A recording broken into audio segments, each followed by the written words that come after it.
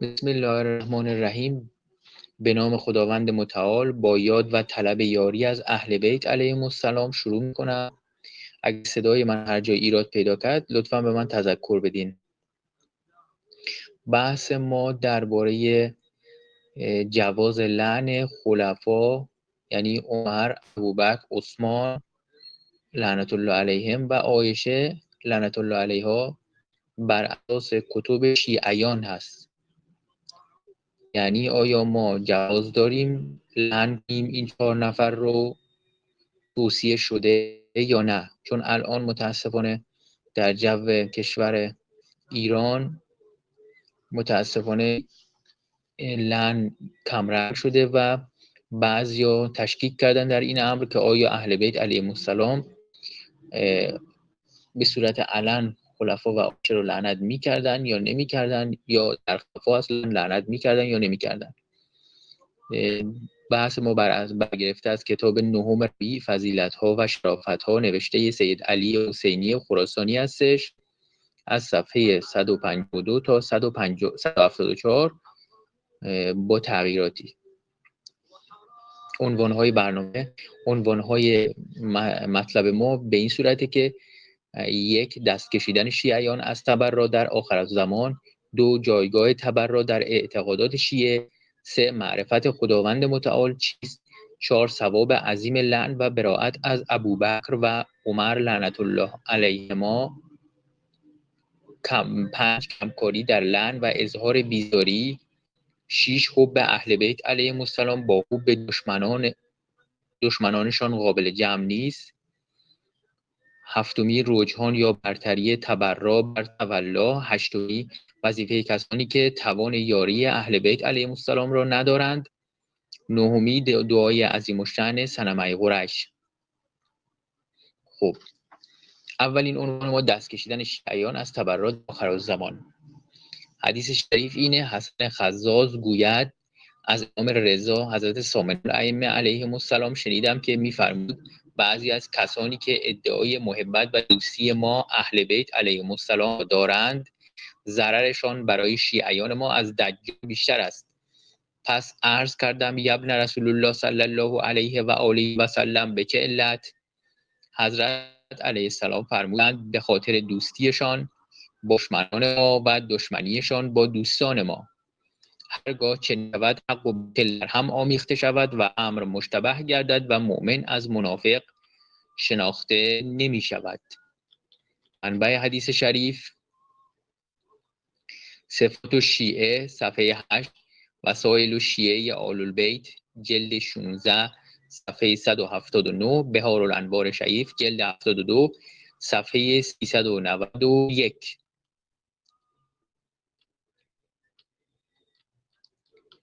امام کاظم علیه السلام فرمودند خوشا به حال شیعیان ما، آنهایی که در زمان غیبت قائم ما عجل الله تعالی فرجه الشریف به ریسمان ولایت چنگ زده و بر ولایت ما و براءت از دشمنان ما ثابت قدم باشند. آنها از ما هستند و ما نیز از آنها هستیم. آنها امامت ما را پذیرفتند و ما نیز آنها را به عنوان شیعیانمان پذیرفته ایم. پس خوشا به حال آنها، به خداوند متعال سوگند آنها در قیامت در درجات ما همراه ما هستند. دقت کنید به جمله آخر: آنها در قیامت در درجات ما و همراه ما هستند. واقعا عجیبه حدیث شریف، چنین فضیلتی واقعا محیرالعقول. من جمله آخر عربیش رو هم میخونم: هم والله معنا فی درجتنا یوم القیامه. خب، منبع حدیث شریف کمال الدین و تمام النعمه که میدونین مال شیخ صدوق رحمت الله علیه این کتاب هستش و به دستور امام اعظم جل الله تعالی فرجه الشریف که در خواب یا بیداری به شیخ صدوق رحمت الله علیه میفرماید، ایشون کتاب رو مینویسه.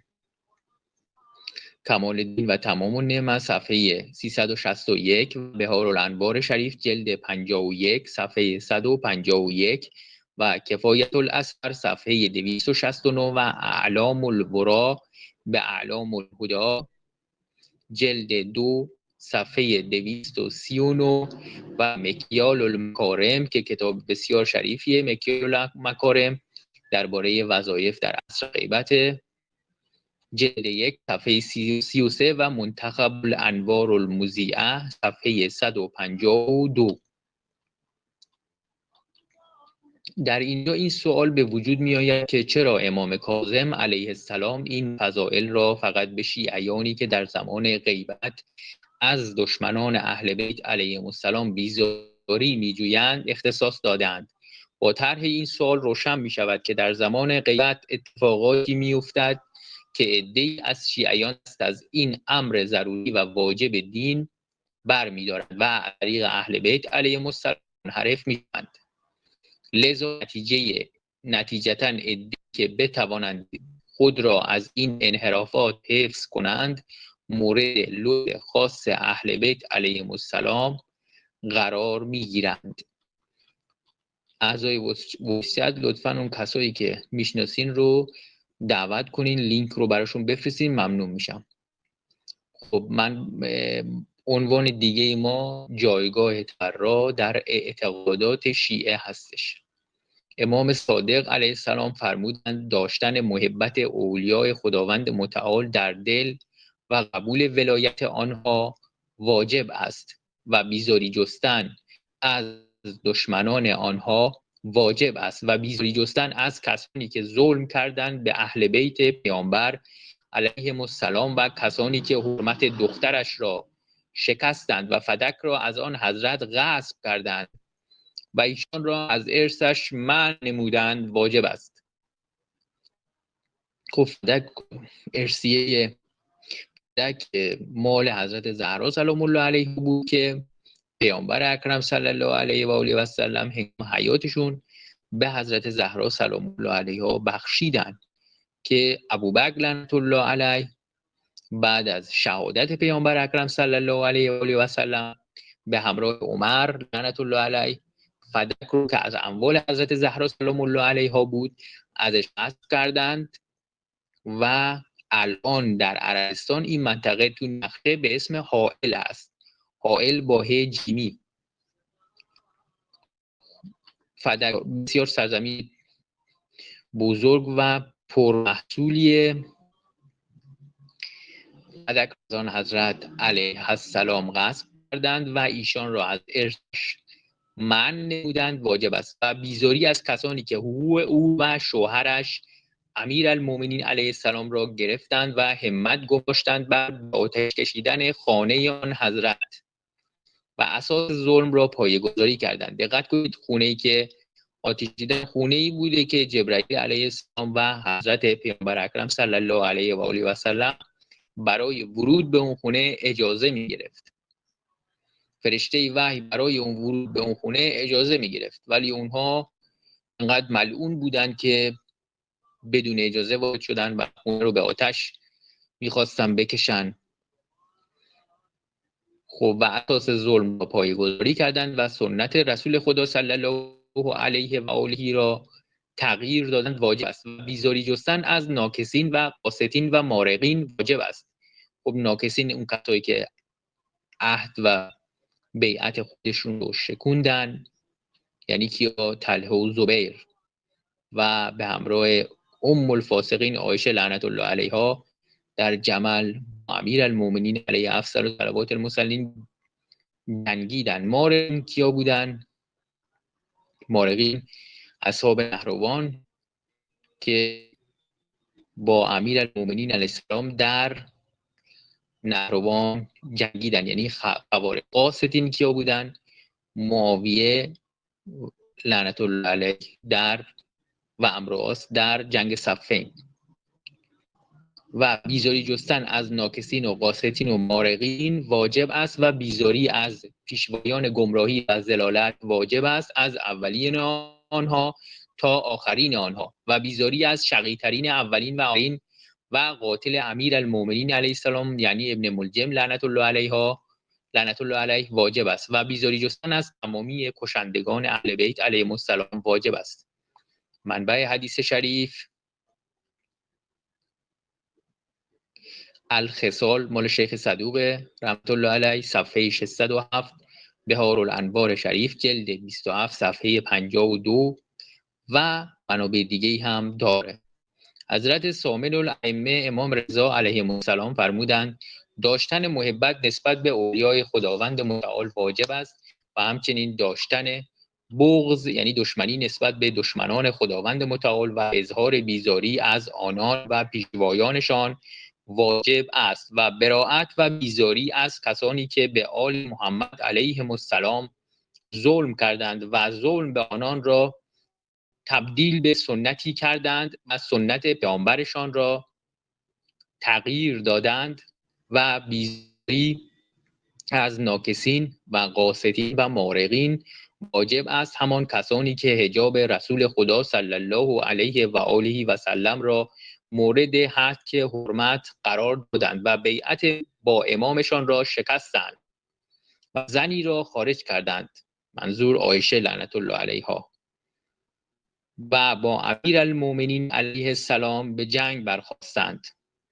و شیعیان با تقوا را که رحمت خداوند متعال بر آنها باد به شهادت رساندند. خب منبع حدیث شریف یون اخبار الرضا علیه السلام جلد 1 صفحات 132 تا 134، الفصول المهمه فی اصول الائمه علیهم السلام جلد 1 صفحات 445 و 446.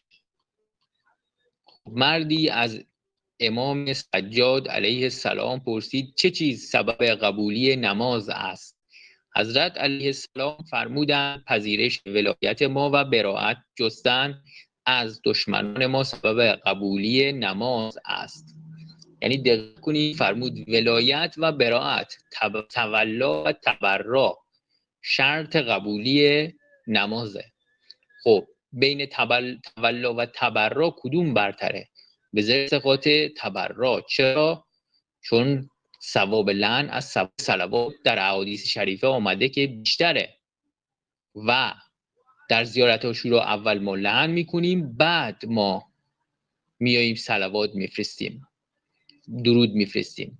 اول 100 مرتبه لعن میکنیم دشمنان اهل بیت علیهم السلام، دشمنان حضرت سید الشهدا علیه السلام رو، بعد میاییم به حضرت سید الشهدا علیه السلام و اهل بیت علیهم السلام 100 مرتبه درود میفرستیم. پس لعن یا تبرا مقدم بر درود یا تولاست و صلواتی که میفرستیم باید توجه کنیم که به این صورت باشه: اللهم صل علی محمد و آل محمد و عجل فرجهم الشریف و الان عدوهم خبیث، که صلوات با لعن با هم جمع باشه. لعن ثوابش از صلوات بیشتره، صلوات با لعن با هم جمع بشه که خب خیلی عالیه. خب منبع حدیث شریف مناقب آل ابی طالب علیه السلام جلد 3 صفحه 274، بهارالانوار شریف جلد 81 صفحه 244 و مستدرک الوسائل جلد 4 صفحه 113. امام رضا حضرت ثامن الائمه علیهم السلام فرمودند ایمان به خداوند متعال حاصل نمی شود مگر با براءت جستن از دشمنان خداوند متعال. خب ببینین اینجا شرط ایمان به خداوند متعال رو تبرا دونسته. منبع حدیث شریف خصال شیخ صدوق رحمت الله علیه صفحه 609 و بهارالانوار شریف علامه مجلسی رحمت الله علیه جلد 10 صفحه 228. امام باقر علیه السلام فرمودند 10 چیز است که اگر کسی با آنها خداوند متعال را ملاقات کند وارد بهشت خواهد شد. 1. شهادت به لا اله الا الله. 2. شهادت به محمد صلی الله علیه و آله و سلم رسول الله. 3. اقرار و پذیرش آنچه که از جانب خدای عزوجل آمده است. 4. برپا داشتن نماز. 5. پرداختن زکات. 6. گرفتن روزه ماه رمضان. 7. به جا آوردن حج بیت الله الحرام. 8. ولایت اولیای خداوند متعال. 9. براءت و بیزاری جستن از دشمنان خداوند متعال. 10. اجتناب از هر چیز مست کننده ای. منبع حدیث شریف: ثواب الاعمال شیخ صدوق رحمت الله علیه، صفحات 14 و 15، بهار الانوار شریف، جلد 27، صفحه 53. پیامبر اکرم صلی الله علیه و آله و سلم فرمودند: هر کس خواهان این است که خدای تعالی تمام خیر و خوبی را برایش یک جا جمع کند، پس از من ولایت امیر المؤمنین علیه افضل صلوات المصلین و اولیایش را بپذیرد و با دشمنانش اظهار دشمنی کند. منبع: اعمالی شیخ صدوق رحمت الله علیه، صفحه 560، حدیث 7. بهار الانوار شریف، علامه مجلسی رحمت الله علیه، جلد 27، صفحه 55. بشارت المصطفی، صفحه 238. غایت المرام، جلد 2، صفحه 296. از حضرت ثامن الائمه علیهم السلام روایت شده است که فرمودند: کمال دین در پذیرش ولایت ما و بیزاری جستن از دشمنان ماست. منبع حدیث شریف: از سرایر، جلد 3، صفحه 640. بهار الانوار شریف، جلد 27، صفحه 58. امام صادق علیه السلام فرمودند: ایمان نسبت به خدای تعالی حاصل نمی گردد مگر با بیزاری جستن از دشمنان خداوند متعال. منبع: خصال شیخ صدوق رحمت الله علیه، صفحه 609. بهار الانوار شریف، جلد 10، صفحه 228. پیامبر اکرم صلی الله علیه و آله و سلم به اصحابشان فرمودند: ای بنده خداوند متعال، دوست بدار به خاطر خدا و بغض یا کینه داشته باش به خاطر خدا، و پیروی و اظهار محبت کن به خاطر خداوند متعال و دشمنی و اظهار عداوت کن به خاطر خداوند متعال. پس به درستی که ولایت خداوند به کسی نمیرسد مگر از این راه و کسی طعم ایمان را نمیچشد اگرچه نماز و روزه زیاد باشد مگر از راه تولا و تبرا، و امروز بیشتر دوستی‌ها و دشمنی‌های مردم به خاطر دنیاست و این دوستی و دشمنی دنیایی ذره‌ای نزد خدای تعالی ارزش ندارد. شخصی به حضرت علیه السلام عرض کرد: چگونه بدانم دوستی و دشمنی من به خاطر خداوند متعال است؟ دوست خداوند متعال کیست تا او را دوست بدارم و دشمن خداوند متعال کیست تا او را دشمن بدارم؟ پیامبر اکرم صلی الله علیه و آله و سلم به سوی امیر المؤمنین علیه افضل صلوات المصلین اشاره کردند و فرمودند: آیا امیر المؤمنین علیه السلام را می‌بینی؟ آن شخص گفت: بله. پس فرمودند: دوست بدار شیعه و محب امیر المؤمنین علیه السلام را، چرا که دوست او ولی خداوند متعال است، و دشمن بدار دشمن امیر المؤمنین علیه السلام را، چرا که دشمن او دشمن خداوند متعال است. سپس دوباره فرمودند: پیرو امیر المؤمنین علیه السلام را دوست بدار حتی اگر قاتل پدر و فرزندت بوده باشد، و دشمن او را دشمن بدار حتی اگر پدر یا فرزندت باشد. دوباره این جمله آخر رو میخونم. واقعا اوج ارزش تولا و تبرا در مکتب اهل بیت علیهم السلام رو میرسونه که شالوده دین تولا و تبراه و باز تبرا مقدم بر تولاست. سپس دوباره فرمودند: پس پیرو و امیر المؤمنین علیه السلام را دوست بدار حتی اگر قاتل پدر و فرزندت بوده باشد، و دشمن او را دشمن بدار حتی اگر پدر یا فرزندت باشد. منبع حدیث شریف: اعمالی شیخ صدوق رحمت الله علیه، صفحه 61. بهار الانوار شریف، جلد 27، صفحات 54 و 55. 40 حدیثا، مال شهید اول صفحه 66 تفسیر امام حسن عسکری علیه السلام، صفحه 49 و مشکات الانوار صفحه 221 و خاتمه مستدرک جلد 5 صفحه 189. اعضای وصیت لطفاً اون کسایی که میشناسین رو دعوت کنین، لینک رو براشون بفرستین. ممنون میشم. اگه شما با امام اسد جل الله تعالی فرجه الشریف با توجه به امثال این روایت است که تمامی علماء فقیه شیعه اظهار بیزاری از اعداء الله را واجب دانستند. شیخ مفید رحمت الله علیه در این باره می‌فرمایند اعتقاد ما در مورد براءت چنین است که همانا اظهار آن واجب است از بت‌های چارگانه و از جمیع پیروان و تبعیت کنندگانشان و همانا که آنها شرورترین و بدترین مخلوقات خداوند متعال هستند و اتمام نمی‌یابد اقرار به خداوند متعال و پیامبرش صلی الله علیه و آله و سلم و ائمه علیهم السلام مگر با بیزاری جستن از دشمنانشان. منبع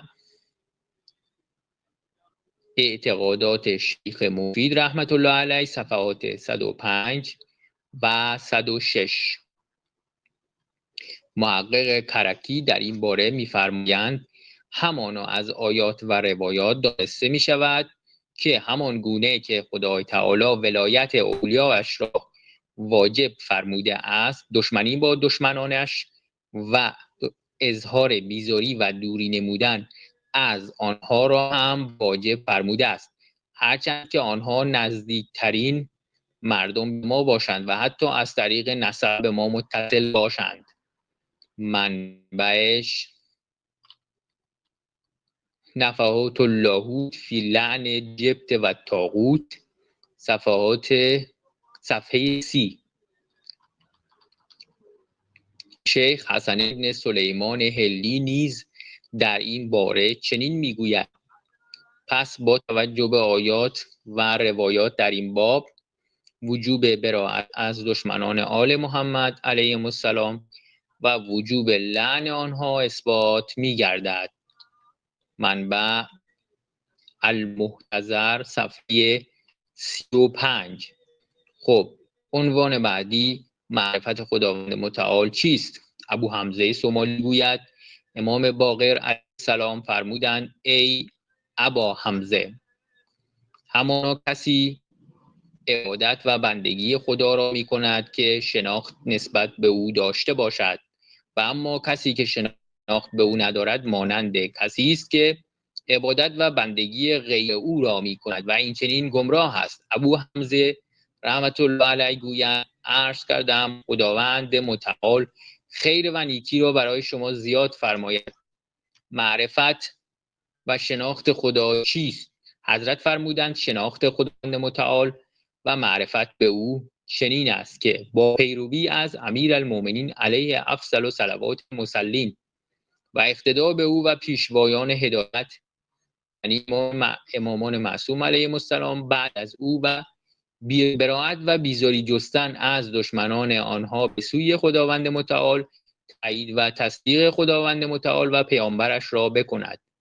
عرض کردم خداوند متعال خیر و نیکی را برای شما زیاد فرماید. چه عملی را انجام دهم تا حقیقت ایمان را در خود کامل کنم؟ حضرت علیه السلام فرمودند پیروی کن از دوستان خداوند متعال و با آنان اظهار دوستی نما و اظهار دشمنی کن با دشمنان خداوند متعال، اما راستگویان باش همانطور که خدای تعالی تو را امر فرموده است.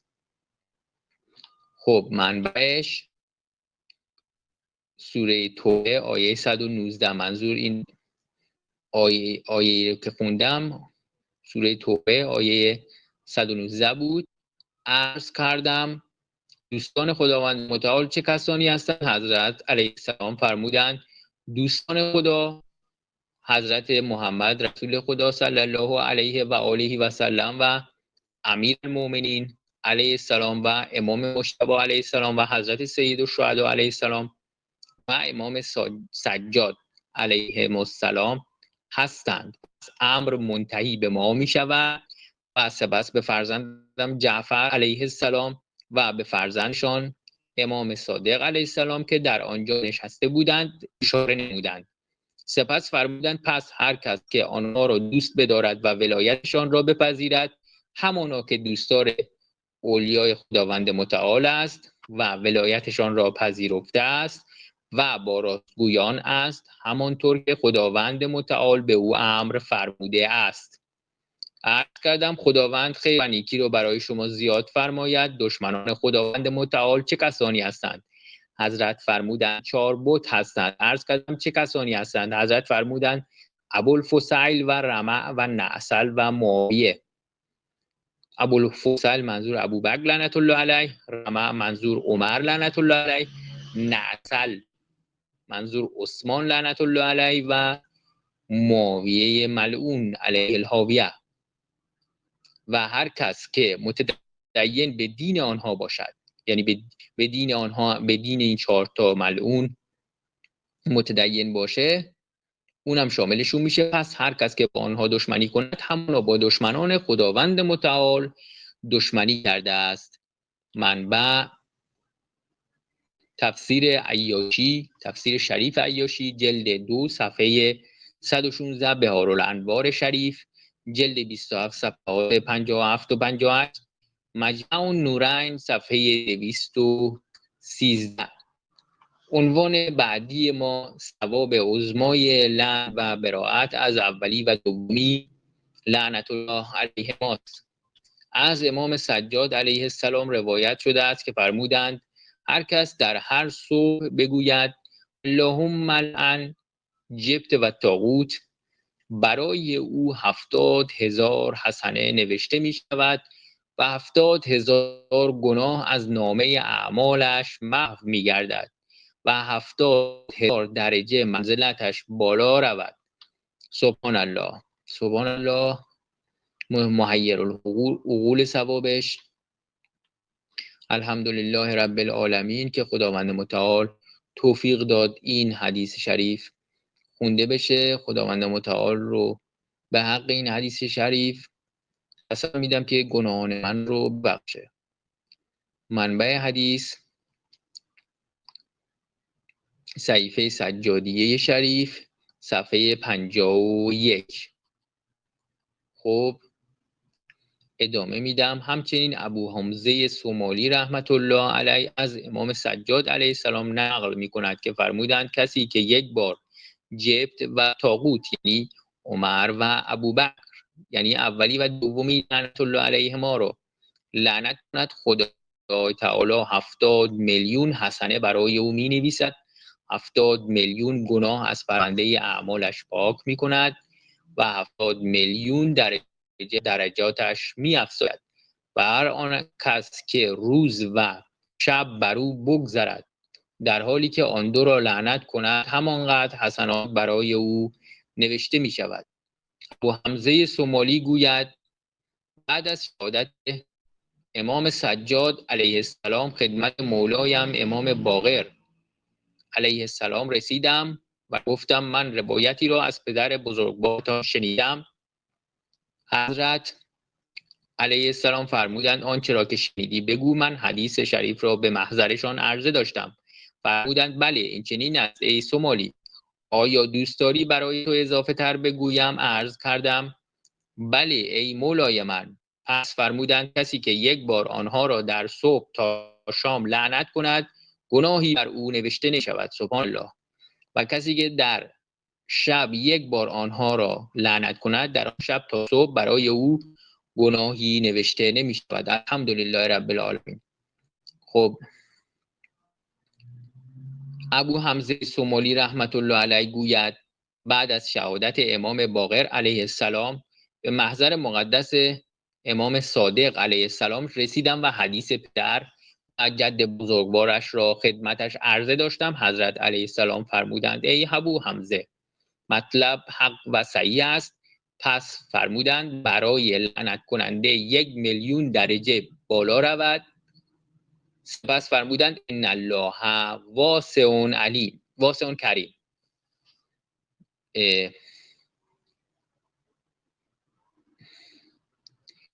منبعش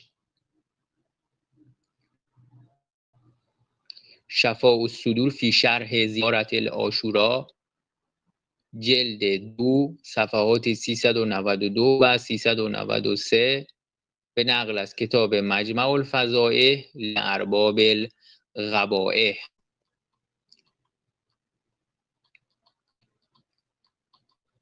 ادامه میدم. امام باقر علیه السلام فرمودند همانا نسیم معطر بهشت و آرامش و پیروزی و یاری و موفقیت و برکت و کرامت و مغفرت و دفع ناپسندی و آسانی و بشارت و خرسندی و قرب به خداوند متعال و غلبه و نصرت و امیدواری و محبت خداوند متعال برای کسی است که امیر المؤمنین علیه افضل الصلوات المصلین را دوست بدارد و از او پیروی کرده و از دشمنش بیزاری بجوید و به برتری او و اوصیای پس از او سر فرود آورد. این حقی است بر عهده من که آنان را شفاعت کنم و حقی است بر عهده خداوند متعال که شفاعت مرا در مورد آنان بپذیرد، چرا که آنان پیروان من و هر که از من پیروی کرد از من است.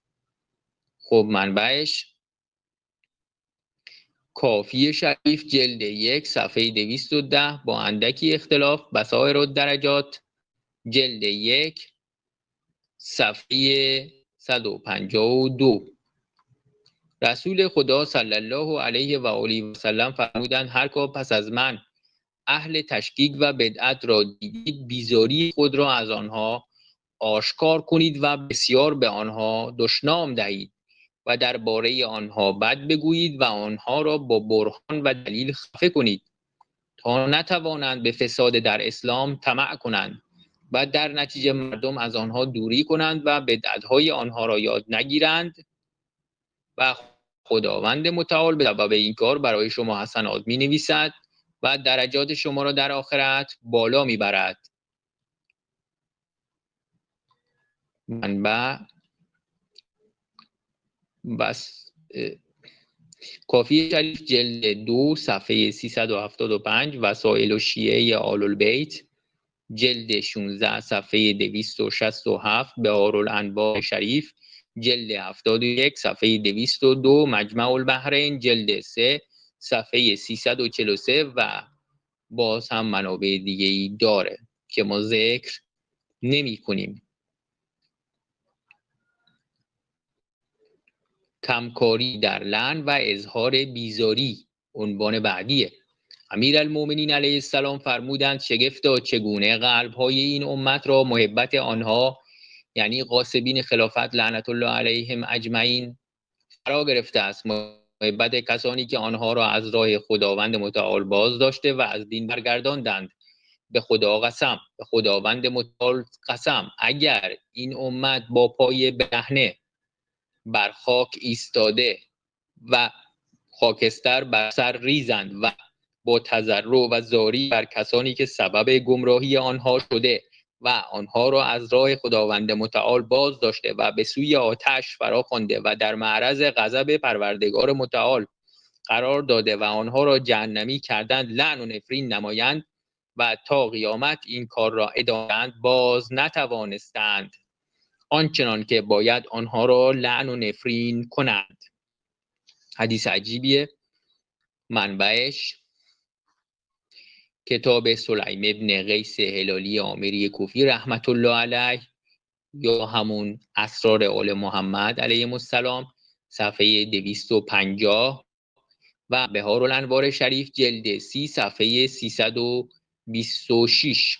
کتاب سلیم رحمت الله علیه کتاب بسیار معتبر، کتاب بسیار مهم، الفبای شیعه. عنوان بعدی ما حب اهل بیت علیهم السلام با حب دشمنانشان قابل جمع نیست. از اعضای وایس چت میخوام که لینک دعوت رو برای دیگران دوستان آشنایان بفرستن و اجرشون با امام عصر عجل الله تعالی فرجه الشریف. حب اهل بیت علیهم السلام با حب دشمنانشان قابل جمع نیست. خدای تعالی در قرآن کریم میفرماید ما جعل بسم الله الرحمن الرحیم ما جعل الله لرجل من قلبین فی جوفی. خب معناش چیه؟ خداوند متعال برای هیچ کس دو قلب در درونش قرار نداده است. سوره مبارکه احزاب آیه شریفه 4.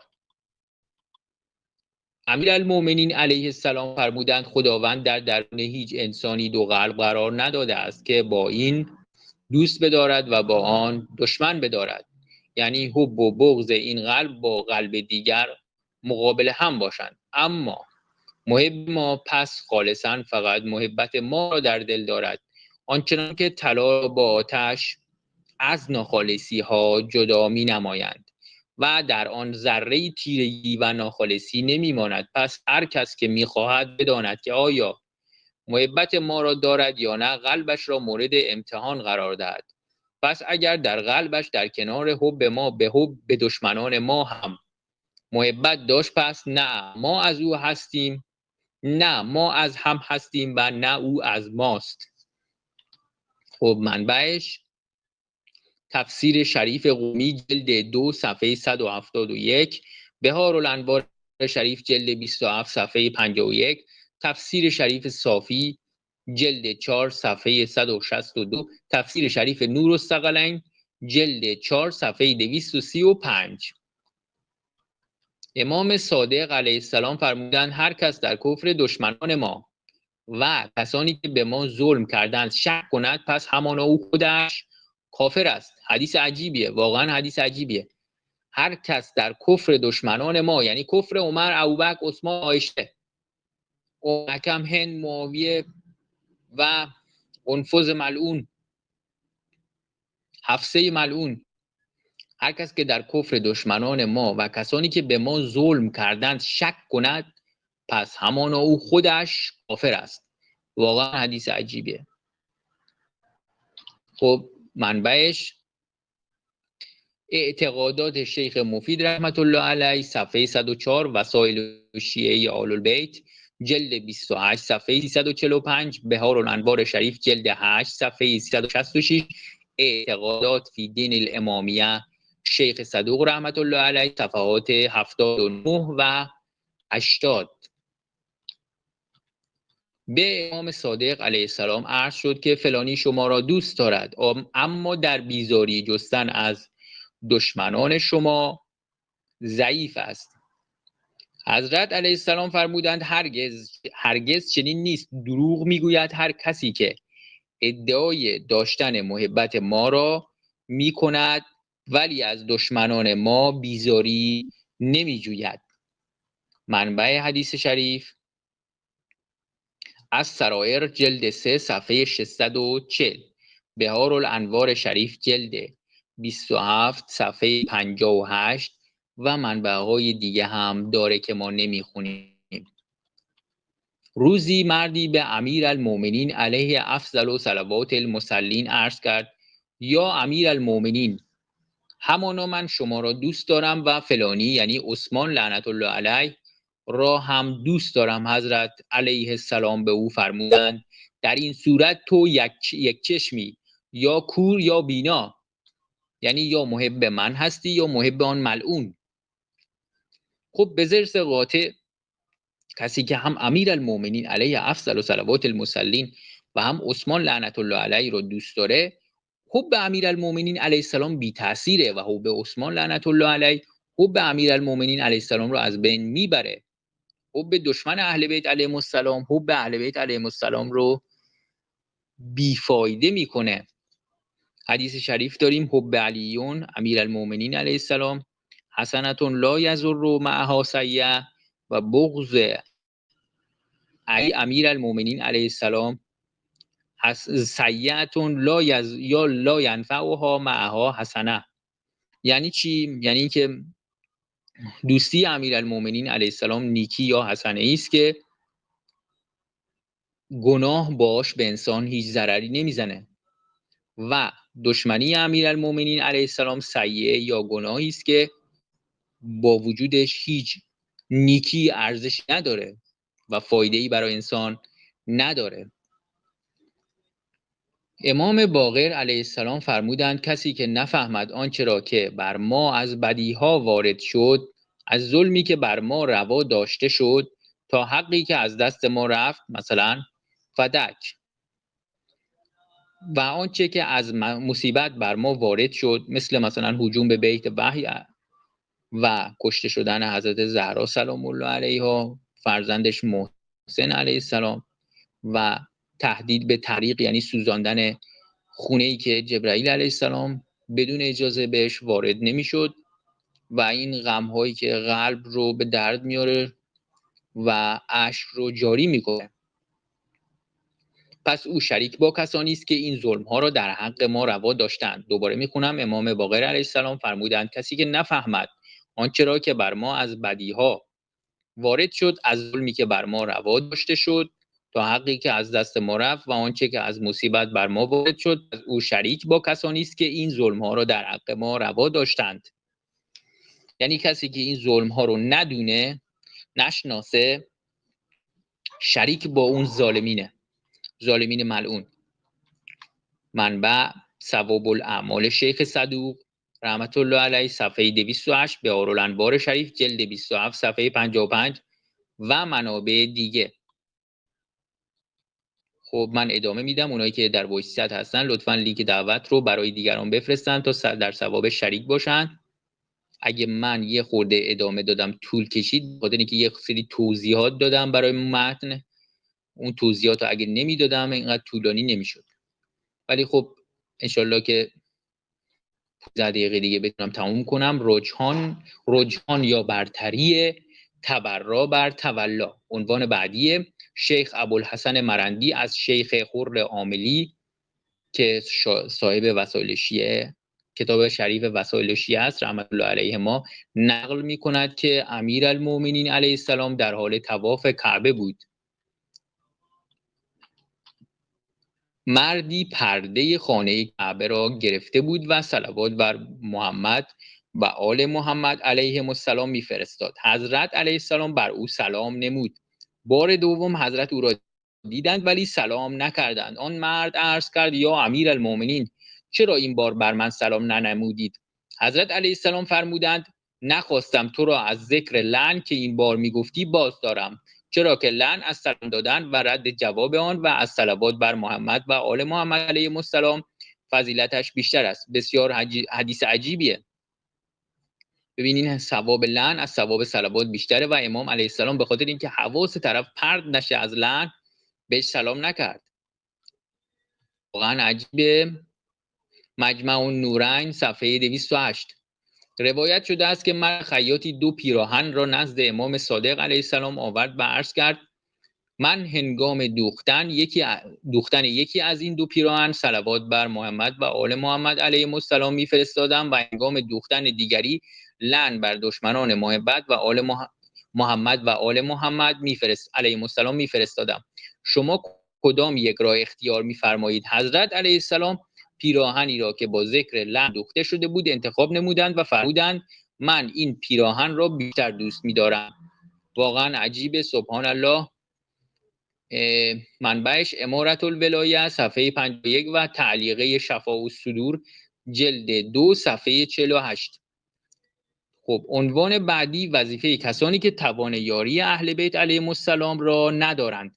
نقل شده است که علی ابن عاصم کوفی در روایتی طولانی به امام حسن عسکری علیه السلام عرض کرد: من از یاری ظاهری شما اهل بیت علیهم السلام عاجزم و جز دوستی شما و بیزاری جستن از دشمنانتان و لعن آنان در خلوت خود سرمایه‌ای ندارم. با این حال وضعیت من چگونه خواهد بود ای سرور من؟ حضرت علیه السلام فرمودند: درم به من خبر داد از جدم رسول خدا صلی الله علیه و آله و سلم که فرمودند: هر کس که در یاری رساندن به ما اهل بیت علیهم السلام ضعیف باشد و دشمنان ما را در خلوت خود لعن کند، خداوند متعال صدای او را به همه ملائکه آسمان ها و زمین میرساند. پس هرگاه یکی از شما دشمنان ما را لعن کند، ملائکه آن را بالا میبرند و آن کسانی که از لعن کردن دشمنان ما خودداری میکنند را لعنت میکنند. سبحان الله.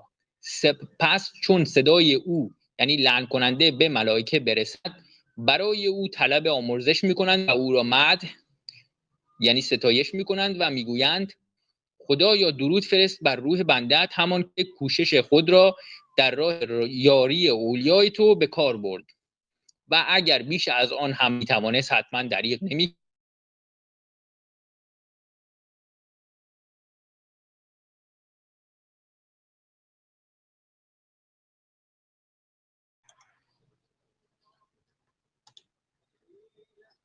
ببخشید من قطع شده بود نتم، عذرخواهی میکنم نتم قطع شده بود. اگه صدای من هر جا ایراد پیدا کرد تذکر بدین، ادامه میدم. پس هرگاه یکی از شما دشمنان ما را لعن کند، ملائکه آن را بالا میبرند و آن کسانی که از لعن کردن دشمنان ما خودداری میکنند را لعنت میکنند. پس چون صدای او یعنی لعن کننده به ملائکه برسد، برای او طلب آمرزش میکنند و او را مدح میکنند، یعنی ستایش میکنند و میگویند خدایا درود فرست بر روح بنده‌ات، همان که کوشش خود را در راه یاری اولیای تو به کار برد و اگر بیش از آن هم میمانست حتما دریغ نمیکرد. پس از سوی خداوند ندا میآید که ای ملائکه من دعای شما را درباره این بنده‌ام اجابت کردم و ندای شما را شنیدم و بر روح او به همراه ارواح نیکان درود فرستادم و او را در زمره خوبان برگزیده قرار دادم. منبع این حدیث شریف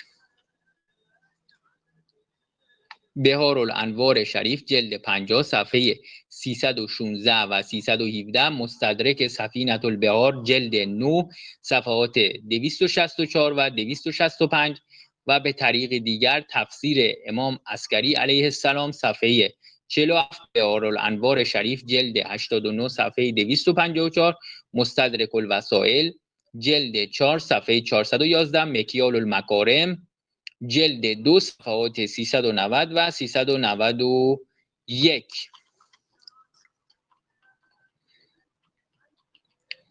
خب ادامه کلام ما در رابطه با دعای عظیم و شأن صنمه قریش هستش که امیرالمومنین علیه السلام در قنوتشون تاکید داشتن بخونن.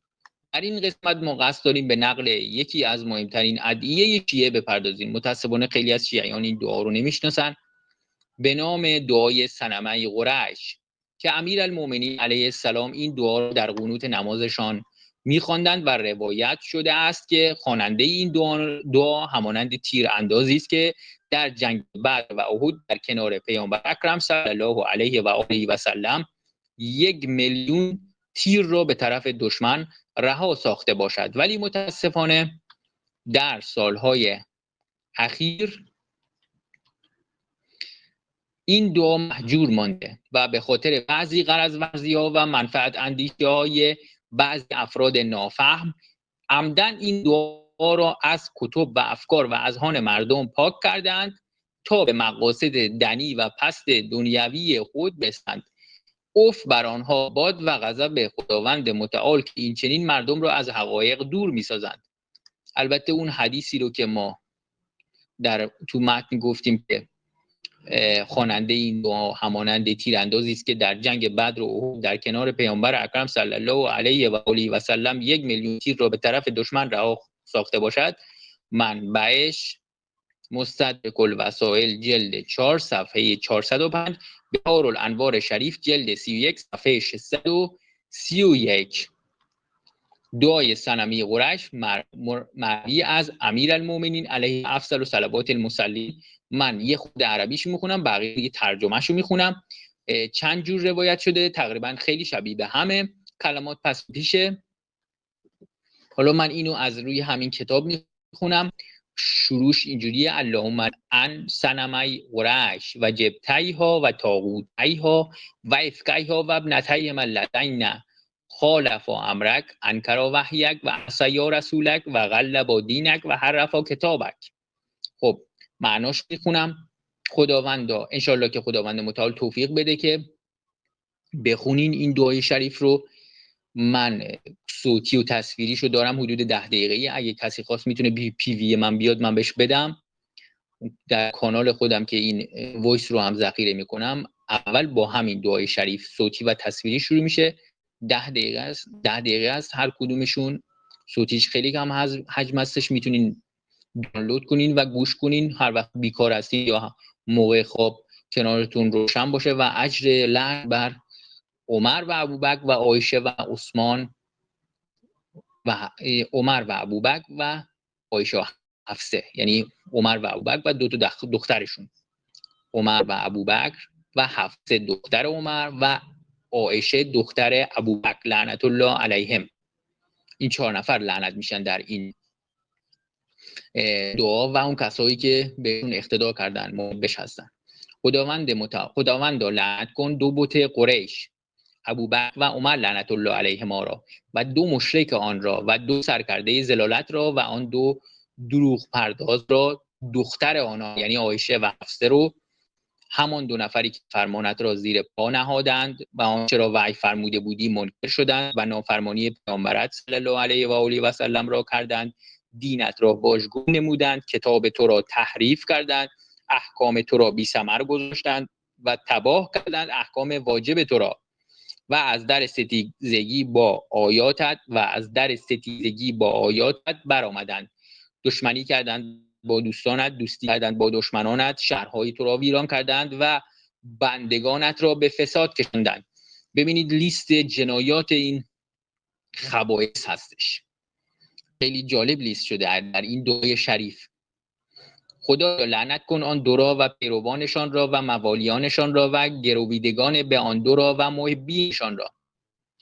پس همانا که آن 2 ویران ساختند خانه وحی را، در آن را کاملا بستند، شکستند سقف آن را زیر و رو کردند، بالا و پایین آن را یکی کردند، ظاهر و باطنش را ویران کردند، اهل آن را از بیخ برانداختند، یاوران آن را هلاک کردند، کودکانش را کشتند، منبر نبوت را از وصی پیامبر اکرم صلی الله علیه و آله و سلم و وارث علم او تویی کردند، انکار کردند امامت وصی پیامبر صلی الله علیه و آله و سلم را و به پروردگارشان مشرک شدند. پس خدایا گناه آن 2 را بزرگ شمار و برای همیشه آن 2 را در وادی سقر جاودان گردان.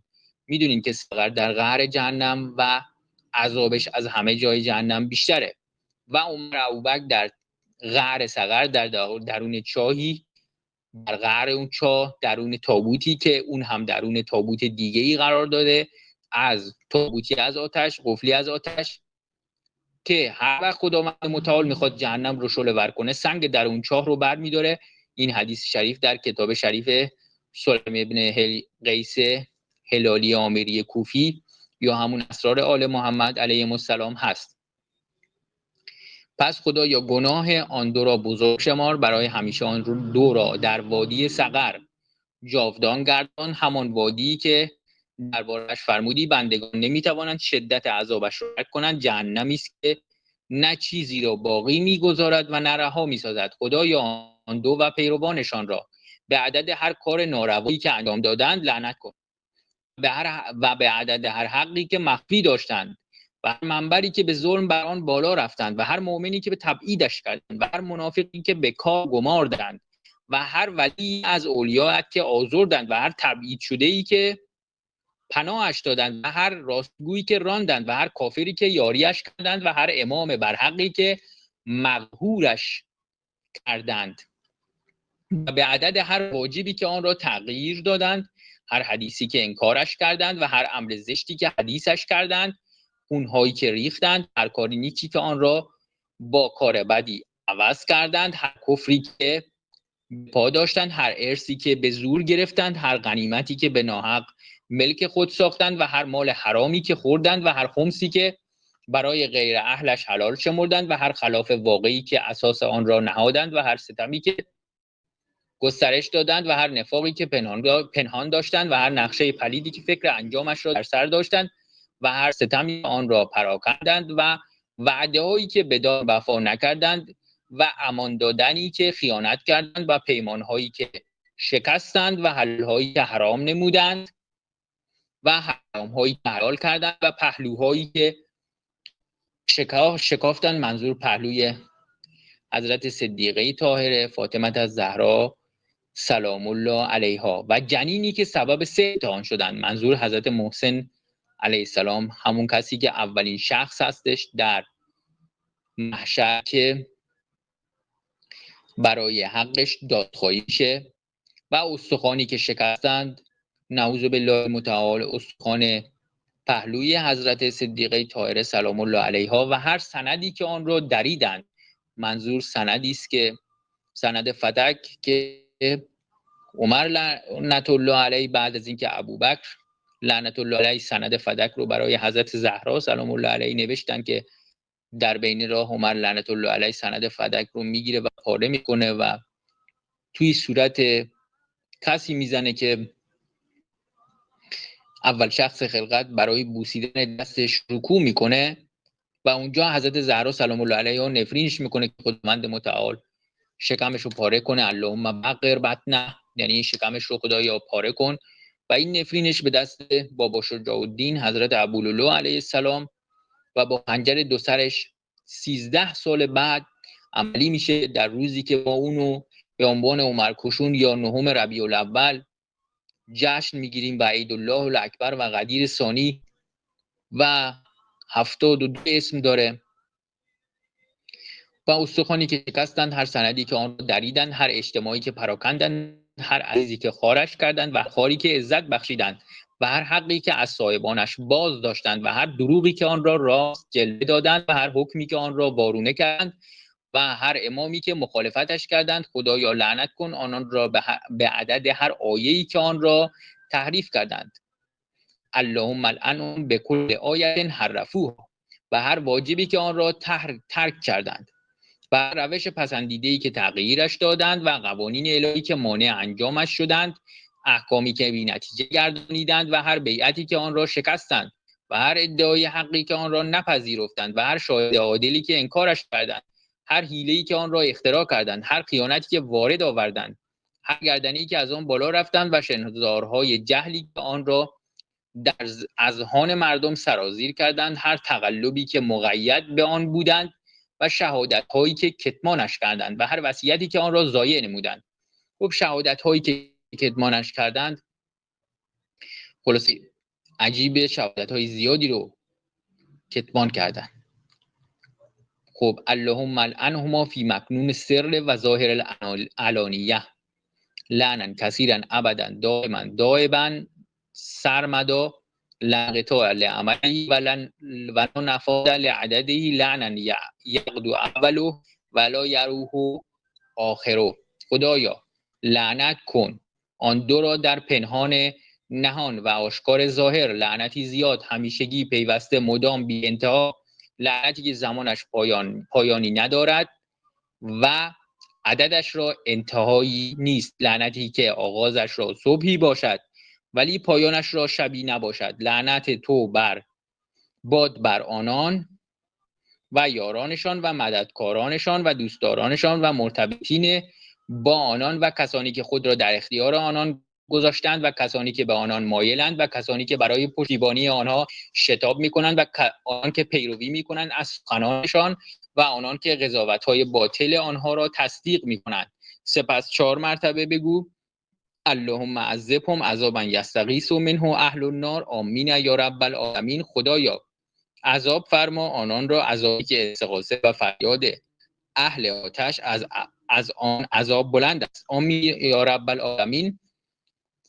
آمین رب العالمین. خب تموم شد صحبت من. عذرخواهی میکنم اگه یه خورده طول کشید. طبق وعده‌ای که به مدیر داده بودم 40 دقیقه وعده داده بودم، ولی چون توضیحات دادم یه خورده بیشتر طول کشید. فکر نمی‌کردم اینجوری بشه.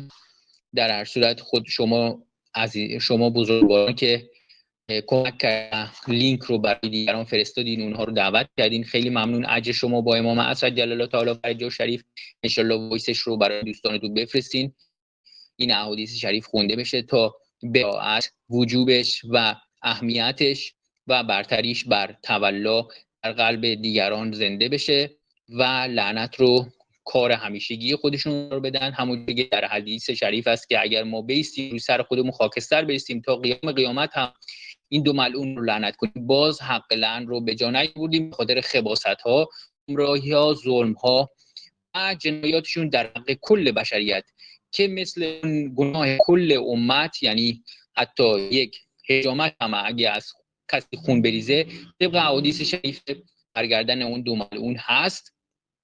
و جایگاهشون هم در قعر سقر هستش و بدترین عذاب رو دارن، بدترین افراد خلقت هستند و به همه موجودات خداوند متعال در همه عوالم و همه زمانها توصیه شده که آن دو رو لعنت کنند طبق احادیث شریفه.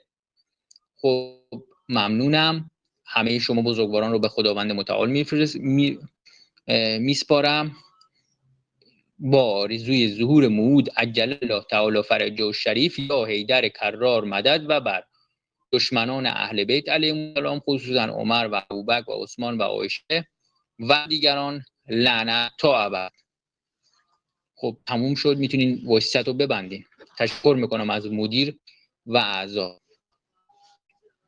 سلام علیکم و رحمت الله. خیلی ممنون، متشکر، زحمت کشیدین، استفاده کردیم از بیانات و مطالبتون. انشالله که ادامه داشته باشه و بقیه هم بتونن بیان و استفاده کنن. خیلی ممنون، متشکر و السلام علیکم و رحمت الله و برکاته.